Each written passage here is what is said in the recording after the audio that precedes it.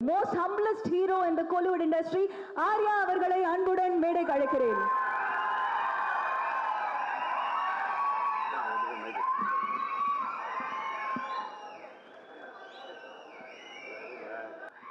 வந்திருக்க அனைவருக்கும் வணக்கம். ஸ்பெஷலாக சந்தானம் சார் ஃபேன்ஸுக்கு வணக்கம். ஏன்னா உங்களை பற்றி நான் சொல்லிடுறேன். ஏன்னா உண்மையிலே வந்து அவர் உங்களை ரொம்ப நேசிக்கிறாரு, ரொம்ப நிறைய மரியாதை வச்சுருக்காரு. ஏன்னா வந்து என்கிட்ட சொல்லுவார், நல்ல படம் பண்ணால் மச்சான் ஃபேன்ஸ் செம்மையாக என்ஜாய் பண்ணுறாங்க, கேவலமான படம் பண்ண மச்சான் ரொம்ப திட்டுறாங்க மச்சான், அவனு ரொம்ப ஜெனுவனாக இருக்கீங்க. அதுக்கு வந்து பெரிய தேங்க்ஸ் சொல்லணும் ஆக்சுவலாக. ஏன்னா எனக்கு ஒரு சின்ன ஒரு இன்சிடென்ட், ஃபேன் இன்சிடென்ட், பாஸ்கரன் படம் பண்ணும்போது ஆக்சுவலாக எனக்கும் சந்தானத்துக்கும் ஒரே கேரவன் தான். ஸோ நான் உட்காந்துட்டு இருந்தேன். உங்கள் கேரவனுக்குள்ளே போகும்போது ஒருத்தர் உட்காந்துருந்தார். சரி அப்படி பார்த்து யார் பண்ணீங்க? இல்லை சந்தானம் சார் பார்க்க வந்தேன் அப்படின்னு. ஓகே பாஸ் இப்போ வந்துடுவார், உட்காருங்க. சந்தானம் சார் உள்ள வந்தேன். யார் பண்ணி? சார் நான் உங்கள் ஃபேன்ஸ் சார் அப்படின்னாரு. ஃபேன்ஸ்? நான் வந்து சந்தானம் தான் பார்க்குறேன். என்ன ஃபேன் கூப்பிட்டு உள்ளே உட்கார வச்சுருக்கேன், யாருமே இல்லை அந்த டைமில். அப்புறம் அதுவும் இல்லை. அதுக்கப்புறம் சந்தானம் சாரை பார்த்துட்டு, சந்தானம் ஒரு காமெடி ஒன்று பண்ணுங்க அப்படின்னாரு. சந்தானம் வந்து, டேய் படத்தில் தான் காமெடி பண்ண முடியும், நீ நான் சொல்லும் போதெல்லாம் நான் உன்னால் காமெடி பண்ண முடியாது போடான்னு சொல்லிட்டு. ஸோ அந்த அளவுக்கு ஒரு ஃப்ரீடமும் சரி, அந்த அளவுக்கு ஒரு அஃபெக்ஷன் அவர் கொடுத்துருந்தார். அதுதான் நான் சொல்ல வந்தேன். அண்ட் கண்டிப்பாக வடகுப்பட்டி ராமசாமி மிகப்பெரிய சக்ஸஸ் ஆகும்னு நம்பிக்கை இருக்கு. ஏன்னா நிறைய பேர் இந்த படத்தை பார்த்துட்டு அவங்களோட ரிவ்யூஸ், நிறைய டைரக்டர்ஸ் படம் பார்த்தீங்க. அவர் யூஸ்வலாக வந்து ஒரு படம் பார்த்தா யாருக்குமே காட்ட மாட்டாங்க. பட் கார்த்திக் யோகி வந்து I think is a very confident டைரக்டர்னு சொல்லுவேன். தட்ஸ் வை இஸ் ரொம்ப ஓப்பனாக நிறைய சஜஷன்ஸாக இருக்கட்டும். என்கிட்டே வந்து மச்சான் படம் பாருன்னு சொல்லிட்டு 2 மாதமாக சொல்லிட்டு இருக்காரு. பட் சரி, இன்னொரு ப்ரொடக்ஷன் ஹவுஸ் படம் பார்க்கக்கூடாதுன்னு சொல்லியிருந்து நான் ரிலீஸ் அன்னைக்கு பார்க்குறேன்னு சொல்லியிருக்கேன். ஸோ கண்டிப்பாக டிக்லோனா வந்து இதே தியேட்டரில் தான் வந்து அந்த ப்ரிவியூ ஷோ இருந்தது. உண்மையிலேயே பயங்கரமாக என்ஜாய் பண்ணேன். ஸோ கண்டிப்பாக இந்த படம் ஒரு மிகப்பெரிய சக்ஸஸ் ஆகுன்ற ஒரு நம்பிக்கை இருக்குது. அண்ட் இந்த படம் ஆக்சுவலாக வந்து அசம்பிள் பண்ணும்போது சந்தானம் சார் சொன்ன மாதிரி பெரிய பட்ஜெட்டு, என்ன மச்சா என்ன பண்ணலாம், எல்லாருமே வந்து சுருக்கி பண்ண சொல்கிறாங்க அப்படின்னு சொல்லி என்கிட்ட கம்ப்ளைண்ட் பண்ணிட்டு இருந்தார். சரி நான் சொன்னேன் வெயிட் பண்ண மச்சான் அப்படின்னு சொன்னேன். இல்லை நம்மளே பண்ணிடலாமா? நான் சொன்னேன் ஏற்கனவே நீ நிறைய பண்ணிட்டு இருக்க, இதுக்கு மேலே நீ வந்து எவ்வளோதான்டா தாங்குவேன், நீ வெயிட் பண்ணு, நல்ல ஒரு ப்ரொடியூசர் வருவார், நீ வெயிட் பண்ண அப்படின்னு சொல்லிட்டு இருந்தேன். பட் லக்கிலி இந்த ப்ராஜெக்ட்டுக்கு Vishwaprasad sir, People Media Factory வந்து இட்ஸ் பிளெஸிங் தான் சொல்லுவேன். ஏன்னா அவர் வந்து மிகப்பெரிய படங்கள் வந்து தெலுங்குல பண்ணியிருக்காரு. அதுக்கு முன்னாடியே வந்து நிறைய படங்கள் வந்து இப்போ டிஸ்ட்ரிபியூஷன் யூஎஸ்ல இருக்கு. என்னோட படங்களே நிறைய யூஎஸ்ல டிஸ்ட்ரிபியூஷன்ஸ் பண்ணியிருக்காரு. அது தாண்டி கதையை நம்பி அந்த ப்ராஜெக்டை நம்பி எடுக்கிற ஒரு ப்ரொடியூசர் தான் சொல்லுவேன். So thank you sir, thank you for coming to Tamil industry. We need producers like you. அது உண்மை. அது இல்லாமல் அவரோட சக்ஸஸ் ரேட் நீங்கள் தெலுங்குல பார்த்தீங்கன்னா மிகப்பெரிய very high success rate. So அதுதான் அவரோட கான்ஃபிடென்ஸ் நான் சொல்லுவேன். So thank you once again sir. இந்த படம் உங்களுக்கு ஒரு பெரிய ஒரு ஹிட் ஆகும்னு நம்பிக்கை இருக்குது. All the best sir. And வேற யாரை பற்றி சொல்லலாம்? இல்லை சொல்லிட்டாரு. ஆக்சுவலாக ஆர்யா சார் பற்றி ஒரே விஷயம் சொல்லிக்கிறேன். இந்த படத்துக்கு வந்து ஆக்சுவலாக ஆர்டிஸ்ட் ஹீரோயின் வந்து தேடி கொடுத்து ஆர்யா சார் தான். ஃபர்ஸ்ட் நான் ஹீரோயின் தேடும் போது கிட்டத்தட்ட ஒரு 20 ஹீரோயின் லிஸ்ட்டு மச்சான், இது ஓகேவான்னு பாரு, இது ஓகேவான்னு பாரு. காதர் பாஷா ஷூட்டிங்கில் தான் எனக்கு ஃபோன் பண்ணி அவங்க சித்தித் நானே கூட கேட்டாங்க. டேட்ஸ் மிஸ் ஆச்சு. பயங்கர சீரியஸாக ஃபாலோ பண்ணி டேட்ஸ் எல்லாருமே ஃபோட்டோஸ்லாம் அனுப்பி இவங்க ஓகேவான்னு கேளுந்தாங்க. அண்ட் ஃபைனலாக வந்து இவரோட அடுத்த படத்தோட டைரக்டர் மனு ஆனந்த், அவர் தான் வந்து மேகா ஆகாஷ் உள்ள கொண்டு வந்தது.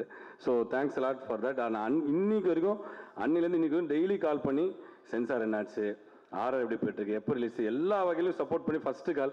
நான் வந்து எதுவுமே சொல்ல தேவையில்ல. அந்த எப்படி இன்ஃப்ளூயன்சர்ஸ்க்கு வந்து நம்ம ட்வீட் வந்து ஃபார்வர்ட் பண்ணுவோம், அது மாதிரி ஜஸ்ட்டு ஃபார்வர்ட் பண்ணேன். ஓகே மச்சான் நான் போட்டுறேன் அப்படின்னு. Sir special thanks sir, special thanks a lot. Santa fans எல்லாம் சேர்ந்து ஆர்யா சாருக்கு ஒரு பயங்கர கிளாப்ஸ் பண்ணுவோம். பயங்கர சப்போர்ட். சாண்டா வந்து என்னோட ஸ்பெஷல் ஃப்ரெண்டு, ஸ்பெஷல் பர்சன், எப்போ என்னோட ஃபேவரட் பர்சன் தான் சொல்லுவேன். நம்ம சூப்பர் ஸ்டார் போடாமல் விட்டுருக்குறேன், இருக்கிற பிரச்சனை பட்டாதான். ஸோ பட் ஏன்னா இந்த ஷூட்டிங் ஆக்சுவலாக போகிறதுக்கு முன்னாடி எனக்கு ஃபோன் பண்ணி மச்சான் இந்த மாதிரி 65 days கண்டினியூஸாக ஷூட்டிங் போகிறேன், உடம்புலாம் பக்காவாக வச்சுக்கணும் மச்சான், என்ன மச்சா பண்ணோம் அப்படின்னு. காலையில் கொஞ்சம் கார்டியோ பண்ணுறான், எக்ஸசைஸ்லாம் கொஞ்சம் சொன்னேன், இந்த மாதிரி ஜிம் ஸ்ட்ரென்த் ட்ரைனிங்லாம் பண்ணு, ரொம்ப எக்ஸைட் பண்ணிக்காத அப்படின்லாம் சொல்லியிருந்தேன். சரி அப்புறம் அவர் பொள்ளாச்சி போனோடனே சரி ரொம்ப நாள் ஆச்சே பேசி பார்ப்போம், ஏதாவது எக்ஸசைஸ் பண்ணுறானான்னு கால் பண்ணி கேட்டேன். என்ன மச்சான் ஏதாவது எக்ஸசைஸ் எல்லாம் பண்ணுறியாடா, டைம் கிடைக்குதா? ஆமாச்சான் டெய்லி எக்ஸசைஸ் பண்ணுறேன். என்ன பண்ணுறேன்? மேகா ஆகாஷோட டெய்லி ஷட்டில் விளாட்றேன் அப்படின்னா. ஏய் உன்னை எக்ஸசைஸ் தானே பண்ண சொன்னேன். ஸோ அந்த அளவுக்கு ஒரு என்ன சொல்ற ஹெல்த் கான்சியஸ் பர்சன் தான். இல்லை நீ என்ன சொல்ல வந்தோன்னு புரிஞ்சிருச்சு அவங்களுக்கு, சமாளிக்காது. ஸோ அதெல்லாம் தாண்டி I think for is hard ஒர்க்னு நிறைய சொல்லுவேன். பட் நான் வந்து ரொம்ப பார்த்துருக்கேன். ஏன்னா ஒவ்வொரு சீனாக இருக்கட்டும், இப்போ இவர் சொன்ன மாதிரி ஒவ்வொரு பஞ்சாக இருக்கட்டும், நிறைய வேர்ஷன்ஸ் இருக்கும். இப்போ அவங்க டீம் இருக்குல்ல, Prem Sethu, A team, B team, C டீம்னு ஒரு 3 டீம் வச்சுருப்பார். ஏ டீமோட பஞ்ச் எடுத்து பி டீம் அவங்க போட்டி போட்டு ரைட்டிங் பண்ணுவாங்க. ஸோ இது வந்து இவருக்கு வந்து இவ்வளோ பெரிய சக்ஸஸ், இவ்வளோ பெரிய ஃபேன் ஃபாலோயிங், இவ்வளோ பெரிய காமெடி சென்ஸ் இருக்கிறது வந்து ஒன்லி சும்மா ஒரு ஏதோ நிறைய ஆக்டர்ஸ் இப்போ நம்ம ஆக்டிங்னு வரும்போது சும்மா போய் நம்ம சீனில் கொடுத்தது பண்ணாமல் அதுக்காக மெனக்கெட்டு அதுக்காக ரைட் பண்ணி அதுக்கான ஒரு பஞ்சு அதுக்கான ஒரு இப்போ கரண்டில் நடக்கிற இஷ்யூ எடுத்து அந்த இதில் ரெலவெண்ட்டாக பண்ணுறது வந்து இட்ஸ் நாட் ஈஸி. பட் இன்னும் வரைக்கும் அது பண்ணிட்டு இருக்காரு. So hats off to you brother. இந்த படம் மிகப்பெரிய ஹிட்டான ஒரு ஒரு உள்கூத்து ஒன்று இருக்குது எனக்கு. ஏன்னா நெக்ஸ்ட் வந்து நான் சந்தானம் சார் அண்ட் யோகி சேர்ந்து ஒரு படம் பண்ணுறோம். ஸோ அது வந்து ரொம்ப நாளாக வந்து மச்சான் 2 பேரும் சேர்ந்து படம் பண்ணோம், பேசிட்டு தான் இருக்கிறோம், தவிர ஒன்றுமே செட் ஆகாம சொல்லிட்டு ரொம்ப ட்ரை பண்ணோம். பட் ஃபைனலாக வந்து இவர் வந்து சந்தானம் சார் தான் வந்து யோகி வந்து கரெக்டாக இருப்பார் நம்மளுக்கு, நம்ம சேர்ந்து அந்த படம் பண்ணோம். வெறும் யோகி யோகி சொல்லாதரா, ஏற்கனவே பிரச்சனையா இருக்குது. கார்த்திக் யோகின்னு சொல்றா. கார்த்திக் யோகி சேர்ந்து ஒரு ஒரு அட்வென்ச்சர் ஃபேண்டசி மாதிரி ஒன்று பிளான் பண்ணியிருக்கோம். ஸோ கூடிய சீக்கிரம் அதை ஸ்டார்ட் பண்ணுவோம். ஸோ லுக்கி இந்த படம் பெரிய ஹிட்டானா அது ஒரு பெரிய போனஸ்ன்னு எங்களுக்கு தான். நிச்சயமா. So thank you and thanks for inviting and special thanks to Ashwin and Allu Shirish. Because ஏன்னா எனக்கு வேறு வேலை இல்லை, நான் கண்டிப்பாக எங்கே கூப்பிட்டாலும் வந்துடுவேன். பட் அதெல்லாம் தாண்டி நீங்கள் வந்து இந்த படத்துக்காக வந்து சப்போர்ட் பண்ணது வந்து very very sweet of you guys. Very happy and thank you so much. Thanks மச்சான். ஆக்சுவலாக ஆர்யா வந்து எப்படின்னா என்னுடைய விஷயம் இப்போ கார்த்திக் சொன்ன மாதிரி என் படம் என்னுடைய படத்தில் ஹீரோயின் மற்ற எந்த விஷயமா இருந்தாலும் அவ்வளோ கேர் பண்ணிப்பான். என்னை பார்த்த உடனே இவனை பார்க்க போகிறனாலே எனக்கு பயமாக இருக்கும். பார்த்தோன்னே என் பாடியை ஃபஸ்ட்டு பார்த்துட்டோம், ஏன் திரும்ப ஏன் இங்கே வெயிட் போட்டுச்சு அதை பண்ண அப்படின்னு. எந்த அளவுக்கு நான் ஒரு தடவை கிட்டத்தட்ட ஒரு 5-6 days முன்னாடி இருக்கும்னு நினைக்கிறேன், நியூ இயர் அன்றைக்கி ஃபோன் பண்ணேன். சரி வெளியே எங்கே போகிறது மச்சான் ஃபோன் பண்ணி அதாவது கேட்கணும், மச்சான் நியூ இயர் பார்ட்டி நடா அப்படின்னு. கிளம்பி வந்துரு 8 o'clock அண்ணா நகர் வந்துரு அப்படின்னா சரி சொல்லிட்டு நானும் கிளம்பி போயிட்டேன். போனால் 8 மணிலேருந்து நைட்டு 12 மணி வரையும் ஃபுட்பால் விளையாட வச்சான் கிரவுண்டில். அப்புறம் 12 மணிலேருந்து 4 மணி வரைக்கும் ஸ்விம்மிங் பண்ண வச்சான். அதுக்கப்புறம் 4 மணிலேருந்து விடியகால காலைல 8 மணி வரைக்கும் சைக்கிளிங் பண்ண வச்சான். நியூ இயருக்கு ரெசல்யூஷன் எடுப்பாங்க, இதுலேருந்து நான் ஜிம்முக்கு போகிறேன்னு. நியூ இயர் அன்றைக்கே ஜிம் பண்ணுற ஒரே ஆள் நம்ம ஆர்யா மட்டும்தான். ஸோ அந்த அளவுக்கு ஒரு ஹெல்த் கான்சியஸ், அதே மாதிரி அக்கறை. இன்னைக்கு சினிமா இண்டஸ்ட்ரியில் இருக்க நிறைய பேர் ஹெல்த் கான்சியஸில் இருக்காங்க, ஜிம்முக்கு போகிறாங்க பண்ணுறாங்கன்னா அதுக்கு முக்கிய காரணம் ஆர்யா தான். அதே மாதிரி இந்தியன் சினிமாவில் எடுத்துக்கிட்டிங்கன்னா நிறைய பேர் நிறைய ஹீரோஸ் உடம்பேற்றுறாங்க, கட்ஸ் எல்லாம் காட்டுறாங்க. ஆனால் உண்மையிலே மச்சான் அடிச்சுக்கவே முடியாது. உடம்புன்னா செதுக்கிறதுல டேரக்டர் சொல்லிட்டாருன்னா அந்த அளவுக்கு டெடிகேஷன். ஆக்சுவலாக ஆர்யா வந்து எந்த ஃபினான்ஷியரை போய் பார்த்தாலும் ஃபஸ்ட்டு அவங்க வந்து என்ன தான் கேட்பாங்க, எப்படி இருக்காரு உங்கள் ஃப்ரெண்டு சந்தான் அப்படின்னுவாங்க. நான் போய் எந்த ஃபினான்ஷியரை பார்த்தாலும் ஃபஸ்ட்டு அவங்க என்கிட்ட கேட்கறது உங்கள் ஃப்ரெண்டு ஆர்யா எப்படி இருக்காங்கன்னு. இது நிறைய பேர் என்கிட்ட கேட்டாங்க, என்னங்க நீங்களும் ஆர்யா அவ்வளோ க்ளோஸாக, உங்களை பார்த்தா அவரை கேட்குறாங்க, அவரை பார்த்தா உங்களை கேட்குறாங்க. நான் சொன்னேன் ஃபினான்ஷியர்ஸ் எல்லாருக்கிட்டையும் 2 பேரும் கடன் வாங்கியிருக்கோம். ஸோ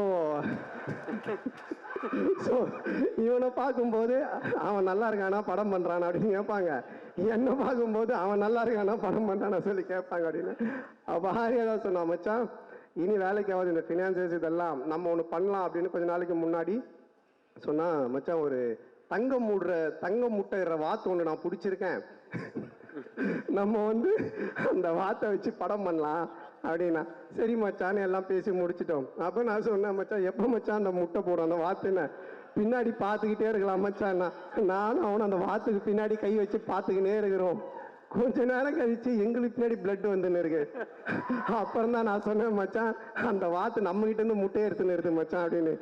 ஆமாண்டா, இது தெரியாம. ஸோ இப்போ நிறைய பேருக்கு ஒரு கண்டென்ட் கிடைச்சிருக்கு, யார் அந்த வாத்துன்னு ஒரு தம்ப்நெயில், அது நீங்களே கண்டுபிடிச்சிக்கோங்க. ஸோ அந்த மாதிரி இது பண்ணிட்டு இப்போ அதான் சொன்ன மச்சான், போதும் ஃபினான்ஸ் வாங்கினது, நீ இந்த மாதிரி எடுத்ததை வட்டி கட்டுறதே கரெக்டாக இருக்கு அப்படின்னு சொல்லிட்டு இப்போ டிடி ரிட்டர்ன்ஸ் 2 பண்றோம். ஆனந்த் பிரேம் ஆனந்தோட மச்சான் தான் பண்றான் அந்த படத்தை. ஸோ அந்த அந்த படத்தை எவ்வளோ செலவானாலும் என்ன பட்ஜெட்னாலும் கவலைப்படாத, நான் பார்த்துக்கிறேன், நீ ஜாலியாக போய் செம்ம கலாச்சலாம் நடின்னு சொன்னா. ஸோ அது எனக்கு ஒரு பெரிய சந்தோஷத்தை கொடுத்தது. அதுக்கப்புறமா என்கிட்ட சொன்ன மச்சான், நீ இதெல்லாம் விட்டு ஒரு ஜாலியாக கலாச்சலாம் ஒன்று பண்ணுறா அப்படின்னா அது உங்க கூட காம்போவில் பண்ணாதான்டா செட் ஆகணும். அப்போ நாங்கள் டேரக்டர் தேடிட்டே இருந்தோம். அப்போ கார்த்திக் யோகிட்ட பேசிட்டு இருந்தேன், இந்த படம் பண்ணும்போது ஃபுல்லாக இதை பற்றி டிஸ்கஸ் பண்ணுவேன், என்ன யாரையா வச்சு ஒன்று யோசி, ஒன்று பேசலாம், ஒன்று பண்ணலாம். நாங்கள் பேசி ஒரு ஐடியா, ஒன்று செம்ம ஐடியா கிடச்சிருக்கு. ஸோ கார்த்திகோட டைரக்ஷனில் 2 பேரும் சேர்ந்து ஒரு படம் பண்ணுறோம். அது உங்களுக்கு செம்ம ட்ரீட்டாக இருக்கும். ஏன்னா பாஸ்ங்கிற பாஸ்கரன் 2 அடிக்கிற மாதிரி ஒரு விஷயமா இருக்கணும் அப்படின்னு சொல்லிட்டு தான். இன்னும் எனக்கு கீழே போட்டியா வந்து ஏதாவது ஒரு ஸ்லாப்ஸ்டிக் காமெடி ஒன்று பண்ணிட்டு போயிட்டு இருக்கு. அந்த படத்தில் அவரை போட்டுக்கோ. ஓகே போ. ஸோ டெஃபினட்டாக உங்களுக்கு அந்த பாஸ்ங்கிற பாஸ்கரன் அந்த காம்போவை அடிக்கிற மாதிரி ஒரு ஒரு செம்ம கலாச்சாரான படமாக இருக்கும். ஸோ இது எல்லாத்துக்கும் காரணம் என் நண்பன் உயிர் நண்பன் ஆர்யா தான். எப்போ எங்கள் 2 பேருக்குள்ளே இருக்கிற ஒத்துமையை விட எங்களுக்குள்ளே இருக்கிற ஒரு இது பார்த்தீங்கன்னா, எப்போ நான் ஃபோன் பண்ணி எதை சொன்னாலுமே மச்சான் இந்த படம் ஹிட் ஆகணும், இது பண்ணணும், உடனே ஹின்ஷா அல்லான்னுவான். 5 முறை தொழுவான், அல்லான்னு அல்லா மேலே இதுவாக இருப்பான். நான் இந்த சைடு சிவான்னு சிவான்னு சொல்லிட்டு இருப்பேன். ஆனால் அவனோட சேர்ந்து நான் மாஸ்க்கு போயிருக்கேன், என் கூட சேர்ந்து அவன் கோயிலுக்கு வந்திருக்கான். நான் 2 பேரும் அவ்வளோ ஒத்துமையாக இருக்கும். நாட் ஓன்லி சினிமா கிடையாது, அது மீறி தாண்டி எல்லாத்துலேயுமே. ஸோ அது எங்களுக்கு இறைவன் கொடுத்த ஒரு வாரம் தான் நினைக்கணும். ஸோ ரொம்ப தேங்க்ஸ் மச்சான், நீ இன்னைக்கு வந்து ரொம்ப நேரமாக இங்கே உட்காந்துட்டேன், நான் பக்கத்தில் கூட உட்காரல, நான் இங்கே வந்துட்டேன். ஸோ தேங்க்ஸ் மச்சான், thank you, love you much. Thanks bro, thanks a lot. Thank you. Like, share and subscribe. Subscribe பண்ணாதவங்க இப்பவே சப்ஸ்கிரைப் பண்ணிருங்க. எங்களோட அப்டேட்ஸ் உங்களுக்கு வரணும்னா பெல் பட்டனை பிரஸ் பண்ணுங்க.